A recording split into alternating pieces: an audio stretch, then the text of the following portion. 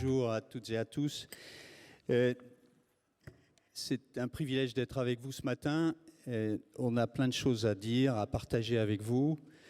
Je suis Olivier Perret, président de SLB France. Oui, vous nous avez connus sûrement dans notre histoire comme Schlumberger, et le groupe a décidé de changer de nom pour afficher son engagement dans la décarbonation. Voilà. Ce matin, David, je co-animerai avec David Martin. Je t'en prie, Martin. Oui, il faut insister. Alors, on va insister. Je parle assez fort déjà de façon naturelle. Voilà, David Martin, Air Products. Celui-ci ne fonctionne pas non plus. Si, voilà, ça vient. C'est bon, ça vient. donc on va y arriver. En plus d'être le complice d'Olivier dans ce petit panel, je représente Air Products, un leader dans les gaz industriels, et on va parler aujourd'hui réindustrialisation et transition énergétique. Et j'espère que ça va être intéressant pour tout le monde. Merci. Voilà, alors vous aurez vu que le petit clin d'œil, on est juste avant le lunch, alors on parle de mayonnaise. On est bien aux États de la France, je vous rassure, on n'est pas à Top Chef. Pourquoi on a pris ce clin d'œil-là, c'est qu'il nous paraît, on va parler de nos expériences personnelles, quelque part, dans cette réindustrialisation. Vous verrez que chacun a un peu son angle de vue. Et il y a à la fois des ingrédients et puis une façon de les utiliser, peut-être un peu spéciale, peut-être un peu magique. On va en parler dans une seconde. Je voudrais introduire évidemment les autres panélistes qui sont avec nous, qui nous font le plaisir d'être là aujourd'hui, avec Madame la Présidente Carole Delga, présidente de la région Occitanie et des régions de France, et aussi Madame Anaïs Vogilis, qui est docteur en géographie et qui est un spécialiste de l'industrie, en particulier de la désindustrialisation et de la réindustrialisation. Donc elle va nous éclairer aussi sur tous ces éléments-là. Voilà. On va être dans le concret, parce qu'on veut parler de nos expériences réciproques. Je commence, si vous le voulez bien. D'abord, parce qu'on s'était fixé avec David, on va se dire, tiens, trouvons 3 ingrédients qui nous paraissent critiques dans les projets sur lesquels on a investi. Nous, on vient d'investir dans un grand projet en région Occitanie dans l'hydrogène, dans une joint venture. Les 3 mots, peut-être, les 3 éléments, les 3 ingrédients pour nous qui sont clés, c'est 1, la technologie, la science et la technologie. On est venu ici en France dans l'hydrogène parce qu'il y a de la techno qui existe, et en particulier nous sommes en joint venture avec le CEA qui est leader mondial de dépôt de brevets dans l'hydrogène. Le deuxième élément, c'est qu'on a un outil industriel existant, d'ailleurs son directeur est là aujourd'hui, une usine dans le sud de la France, et l'idée c'est comment est-ce qu'on se transforme et comment on utilise cette opportunité extraordinaire de la transition énergétique pour développer nos activités économiques et nous réindustrialiser ici en France. Donc on démarre d'un socle, on ne démarre pas de rien, c'est le deuxième ingrédient qui nous paraissait assez essentiel. Et le troisième, probablement, j'allais presque dire le plus important, pour la mayonnaise, c'est l'écosystème. Comment est-ce que dans un territoire, parce que c'est dans un territoire que ça se passe, hein. Ici on est à Paris, on parle beaucoup de l'aspect national, mais en fait c'est dans le territoire que ça se passe. Et donc comment, au sein d'un territoire, public, privé, grands industriels, petites boîtes, agglomérations, régions, on est tous ensemble pour créer cette valeur économique. Voilà nos 3 ingrédients. David. Alors, je vais essayer d'en rajouter 2 autres. Mayonnaise un peu compliqué, hein. La première chose, donc, Air Products, on est présent en France depuis 100 ans, mais on a des gros projets d'investissement en cours, du moins en Europe, et j'aimerais bien que ce soit en France aussi. Ce qui nous aide à prendre ces décisions, c'est 2 choses. C'est d'une part une clarté sur la stratégie nationale et locale. Donc, notamment dans le secteur de l'hydrogène, naturellement, être clair sur où on veut aller et comment on veut y arriver. Et ça, je sais que c'est quelque chose où tant les régions que l'État cherchent à déterminer leur feuille de route. Et à partir d'une feuille de route claire, c'est beaucoup plus facile ensuite de pouvoir construire quelque chose. Et la deuxième chose, je vais prendre le mot pionnier, je pense que ça a été mentionné dans un des panels précédents, c'est être ouvert à des projets pionniers, des projets que j'appellerais catalyseurs, qui en fait, comme les Anglais disent, moves the needle. Donc en fait, des projets qui permettent de prendre un risque, de créer un écosystème, de démarrer un écosystème, et aussi d'une certaine façon de dérisquer aussi les autres projets qui sont en cours, notamment dans cette économie naissante de l'hydrogène où beaucoup d'acteurs cherchent à se développer parce que le besoin va être important. Mais il faut quelques projets sur lesquels on puisse s'ancrer, tant pour les clients que pour les autres projets qui cherchent à se faire. Voilà les deux petits ingrédients que j'aimerais rajouter à ta liste, Olivier. Et ça me permet maintenant de rebondir avec vous, Madame Delga. Quelle est votre perspective sur tout ça? Donc, bonjour à toutes et bonjour à tous. Ma perspective, c'est qu'on a besoin en effet d'industrie et on a besoin d'avoir dans ce pays, la France, un nouveau récit industriel.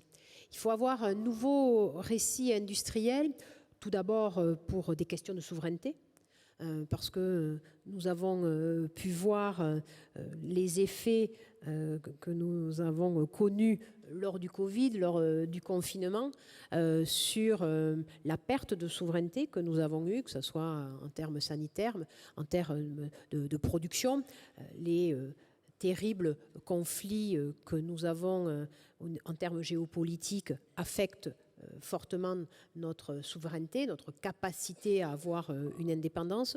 Et donc je pense que ce sujet du récit industriel doit être porté par cette fierté du faire, par cette nécessité de la souveraineté, mais de démontrer que cette question de souveraineté n'est pas un repli sur soi, est une capacité à concilier. Et ça, c'est la deuxième grande étape du récit, c'est-à-dire de concilier et l'industrie et l'écologie.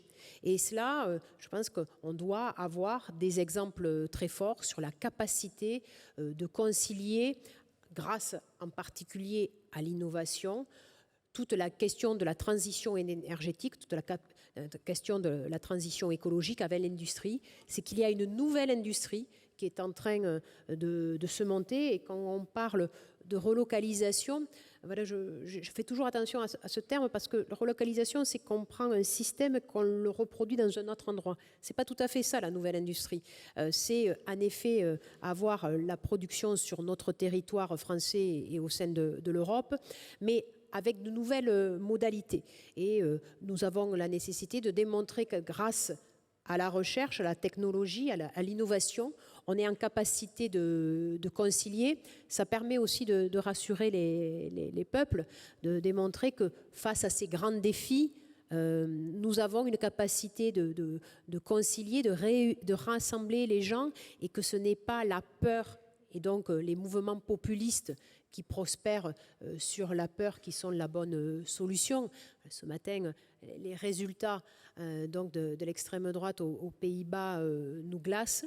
Et nous avons aussi la démonstration de la capacité de la conciliation sur l'industrie avec les partenariats publics-privés. C'est-à-dire que nous avons besoin et de grands groupes, qui sont des vieilles dames centenaires comme vos entreprises, mais qu'elles savent être sur des relations avec des startups sur des technologies très innovantes, avec des grands centres de recherche comme le CEA ATEC, mais également sur une capacité de travailler avec le public. Alors travailler avec le public, oui, pour l'écosystème, mais également dans le champ de l'actionnariat. Parce que sur la joint venture que nous avons créée ensemble, la région Occitanie, elle est actionnaire donc de Genvia, comme SLB, comme le CEA et d'autres industriels, nous y sommes. Donc moi je pense que dans les ingrédients, cette question d'un récit industriel basé sur la fierté de la souveraineté, sur la nécessité de la souveraineté, basé sur la nouvelle industrie qui sait concilier les différents enjeux écologiques, de savoir réunir le public et le privé, et de savoir s'inscrire aussi dans la durée. Parce que dans un récit politique, au sens noble du terme, c'est-à-dire la vision pour la société, d'être en contrepoint de notre temps, de l'immédiateté, où une information chasse l'autre sur la question des réseaux sociaux ou de l'information en continu, et que nous sommes dans une solidité d'un partenariat et dans vraiment une durée de ce partenariat. Ça rassure également, bien sûr, les financeurs, mais ça rassure également les populations du territoire, de démontrer qu'il y a une constance, qu'il y a un approfondissement des relations, et que cette constance nous permet aussi d'avoir de la conviction.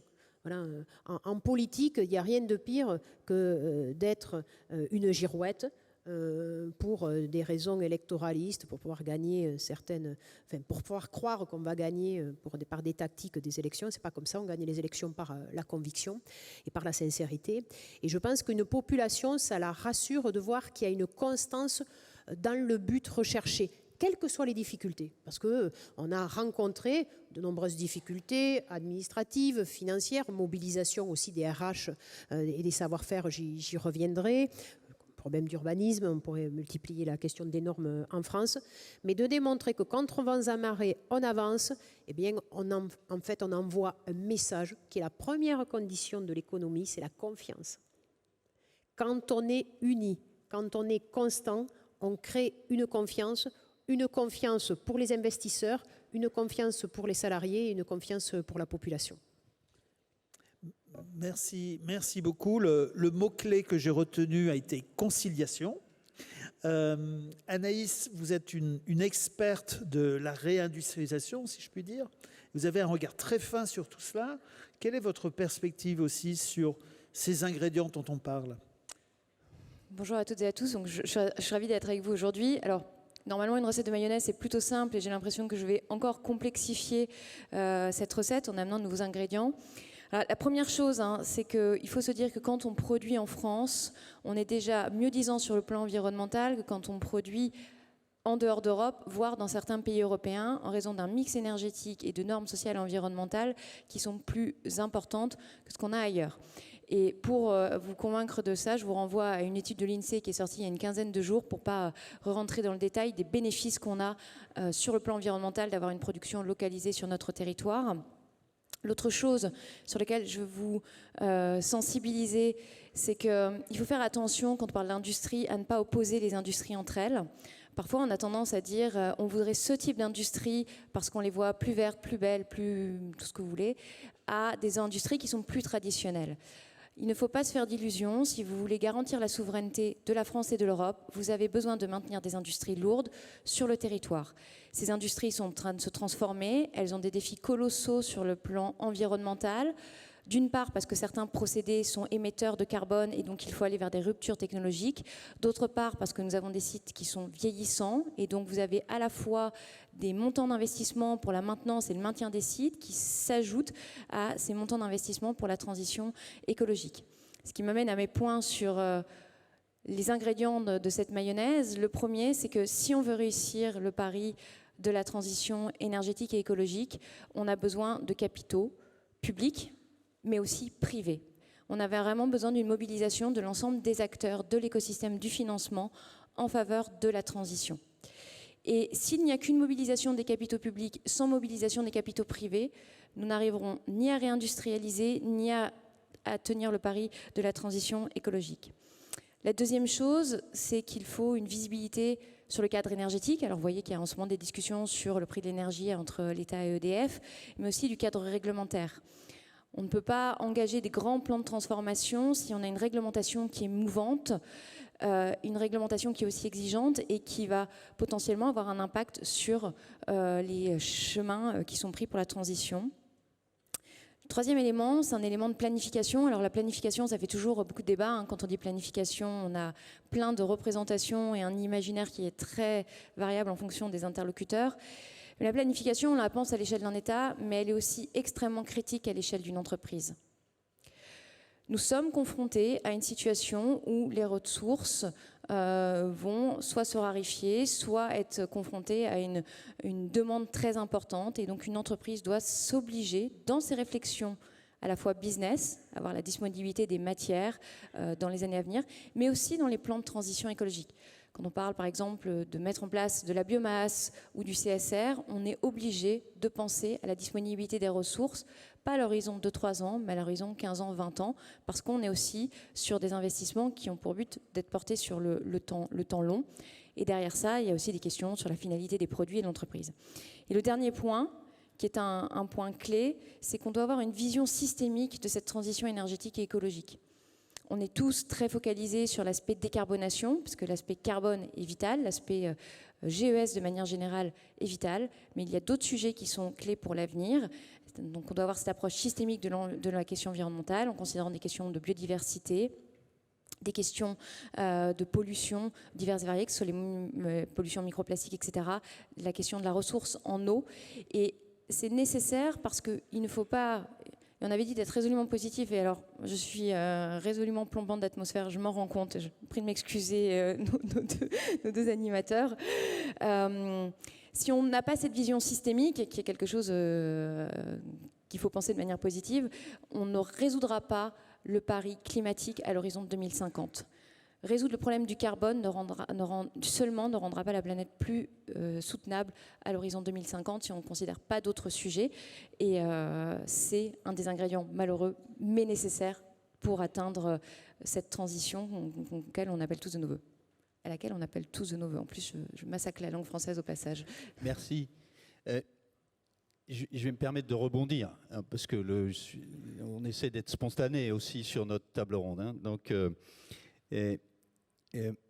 Carole, vous parlez de conciliation. On a une expérience, d'ailleurs, industrielle ensemble, en région Occitanie, où, pour nous, ça a été une vraie transformation, un groupe international où on aime bien que les choses soient très centralisées, quelque part. Et puis, tout d'un coup, on découvre un peu la dimension locale, très locale, alors que c'était un peu tabou jusqu'à présent dans notre groupe. Comment on fait pour donner envie aux autres aussi? Comment on fait? On a créé, je voulais juste dire, peut-être vous allez nous dire ce que vous avez créé avec Eden. Hein, Eden, c'est écosystème durable pour les énergies naturelles. C'est une initiative, vous allez nous en parler, parce que je pense que nous, c'est ça qui nous a transformés complètement, et d'ailleurs qu'on commence à essayer à exporter en dehors de la France maintenant. Ce qui est nécessaire absolument, c'est de créer un PAC. Bon, l'Occitanie, c'est la région du rugby, donc on a cette culture de savoir travailler en collectif et de pouvoir travailler en même temps sur plusieurs sujets. Sur la question de l'innovation, dans la relation avec les centres de recherche, je n'y reviendrai pas. Mais ce dont nous sommes bien rendus compte, ce qu'il fallait pour vraiment faire l'union, faire PAC, c'est bien expliquer en quoi ce projet, donc Genvia, s'inscrivait dans la stratégie globale et énergétique et écologique de la région Occitanie, et comment aussi c'était approprié par la population, par les salariés. Alors je vais commencer par ce deuxième sujet. Eden, ce que nous avons voulu, c'est mettre en place un écosystème de formation pour l'ensemble de ce secteur. Parce que quand on va avoir une gigafactory d'électrolyseurs à haute température, eh bien, il va y avoir des embauches et il va y avoir aussi une transformation des métiers au sein de l'entreprise, qui est issue de Schlumberger, mais également au sein des entreprises partenaires ou sous-traitantes. Et cela, c'est de pouvoir en effet créer, alors en plus on est basé à Béziers, c'est pas une métropole, et donc là c'est de se dire on met en place un système de formation qui, alors Béziers, c'est une ville voilà, de 75 000 à peu près habitants, une agglomération qui dépasse les 100 000 habitants, et on s'est dit là on va mettre en place des systèmes de formation qui vont profiter à différents acteurs, c'est-à-dire des systèmes de formation qui vont être au niveau de l'entreprise on va dire mère, de Genvia, pour ces salariés qui vont pouvoir être ouvertes à d'autres salariés d'autres entreprises. Donc ça, on est plutôt sur de la formation continue. On va être aussi en matière de formation initiale pour les recrutements, parce que bien sûr, ce sont des embauches sur 5 ans de plusieurs centaines d'emplois. Et là, il est nécessaire d'avoir une formation initiale qui est menée avec les structures d'enseignement, que ce soit l'université, avec les UIT et ainsi de suite. Et puis également d'avoir la formation pour la question des demandeurs d'emploi, puisque nous avons en Occitanie un taux de chômage qui est élevé, non pas par manque de création d'emplois, mais parce que nous sommes la première région de France en termes d'attractivité démographique.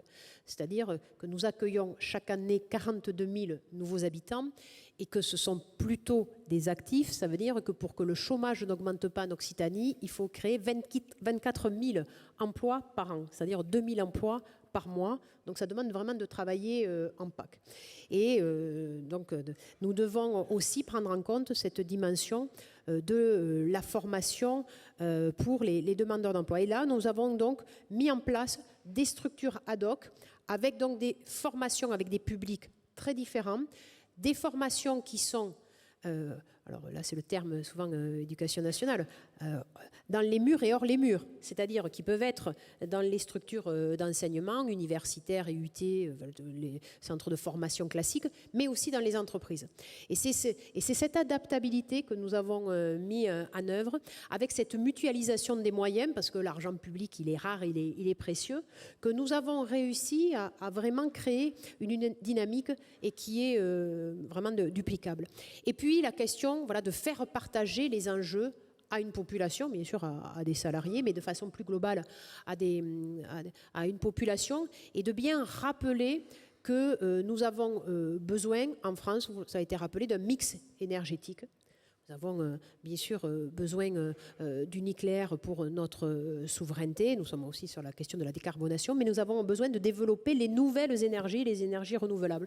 Et qu'on ne doit pas opposer, qu'on doit concilier, et que dans la question de la production des énergies renouvelables, il est là aussi nécessaire d'amplifier l'effort, et que quand on travaille sur la question de l'hydrogène vert, eh bien, on a besoin d'électricité verte. Et donc, on a besoin d'éoliens flottants. Alors, Béziers n'est pas très loin de la mer, de nos parcs d'éoliens flottants. Et donc, on a relié tout cela sur le territoire pour bien expliquer aux populations, parce qu'en général, aux populations, dans des territoires où vous avez des taux de chômage élevés, vous leur dites vous allez avoir une gigafactory, c'est banco. Après, il y en a certains qui commencent à vous dire oui, mais attention, l'artificialisation des sols, donc on explique les compensations environnementales qu'on peut faire.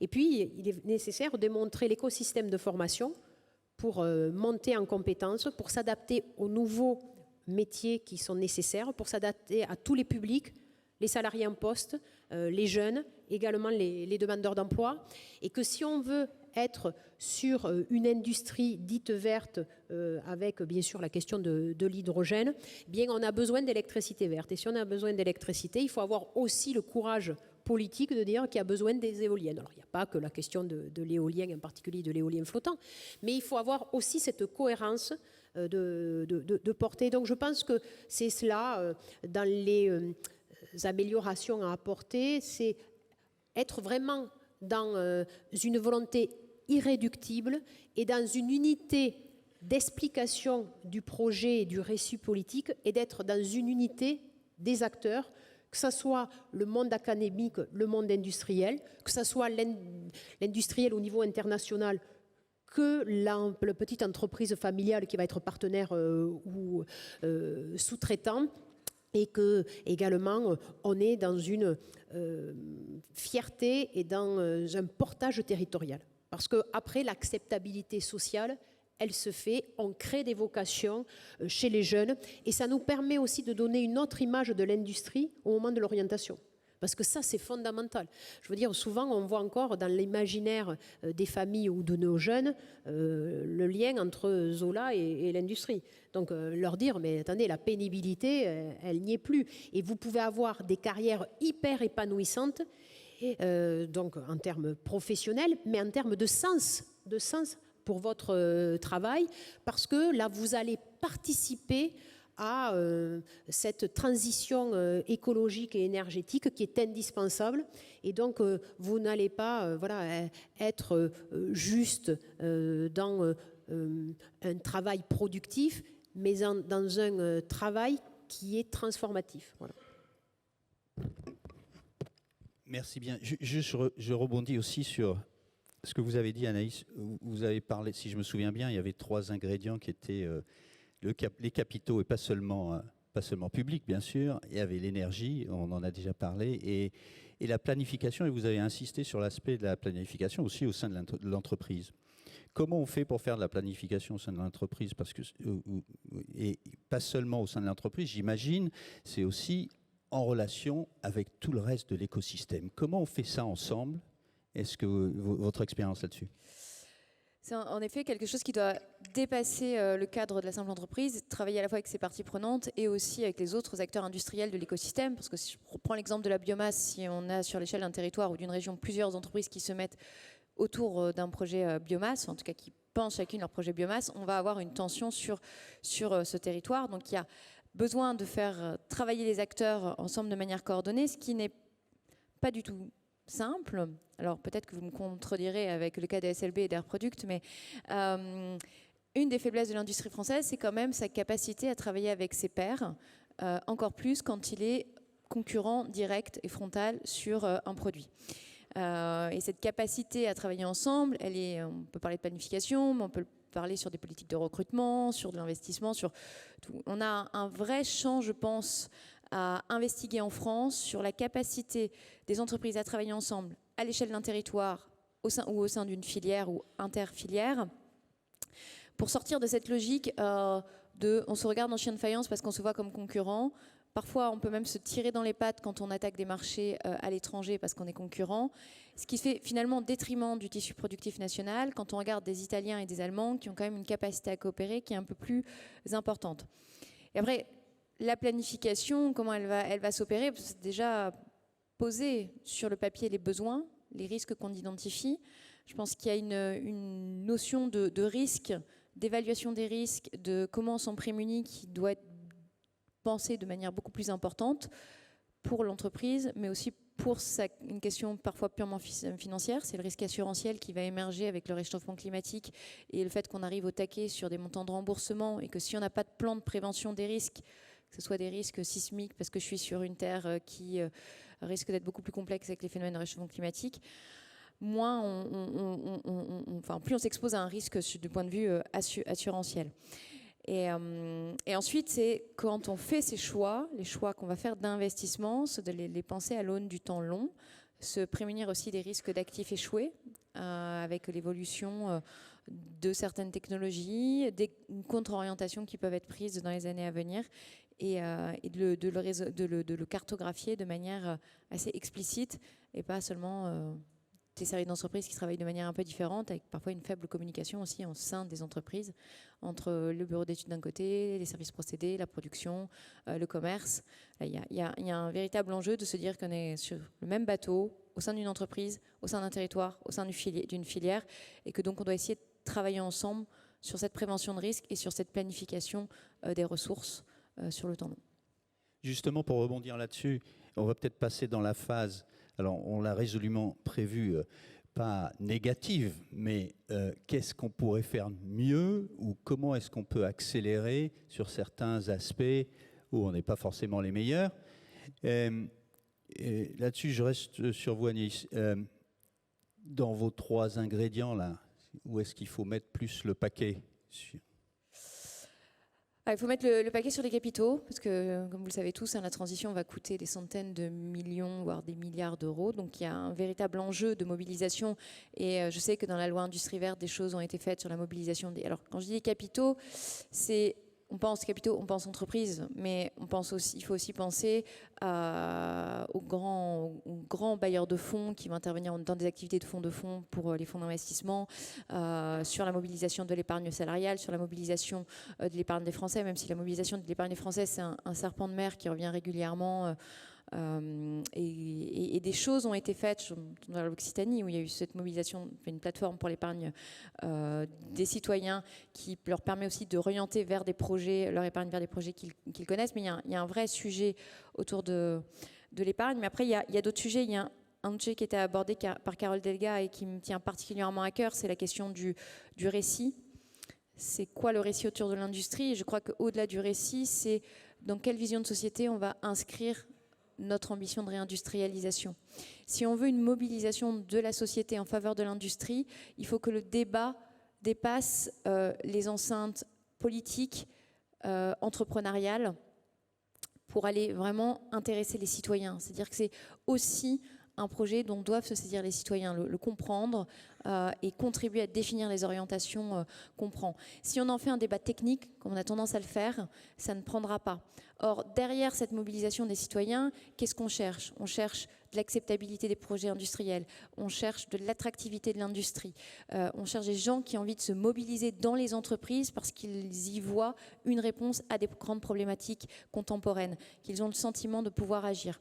Or, aujourd'hui, le débat sur la réindustrialisation reste quand même sur un étage très technique et on a besoin de faire gagner le cœur des Français, parce que derrière le cœur des Français, c'est aussi les questions de la demande, comment est-ce que les gens vont favoriser le tissu productif français, que chacun se sente conscient de sa responsabilité et de son rôle dans ce projet de réindustrialisation. Et peut-être la dernière chose, c'est démystifier ce qu'est l'industrie. Je pense qu'il y a beaucoup de gens qui ne connaissent pas l'industrie ou qui la connaissent à travers des grandes images d'Épinal. On imagine les grandes usines qui fument, etc. Il y en a encore, et on en a besoin, je précise, mais un jour elles ne fumeront plus, mais elles continueront à tourner. On a besoin de réouvrir les usines et l'industrie à l'ensemble des acteurs, que ce soit le monde de l'enseignement, les citoyens, les financeurs. Il faut qu'on connaissent ce qu'est l'industrie. On doit casser cette image qui est de se dire c'est les cheminées qui fument. On passe tous régulièrement à proximité de sites industriels sans savoir que c'est un site industriel. Alors on connaît les grands noms, on connaît les Thales, les Safran, les Airbus, les Michelin, pour ne pas rester que dans le domaine de l'aéronautique. Mais ces acteurs industriels peuvent perdurer sur le territoire industriel français parce qu'ils ont un tissu de sous-traitants.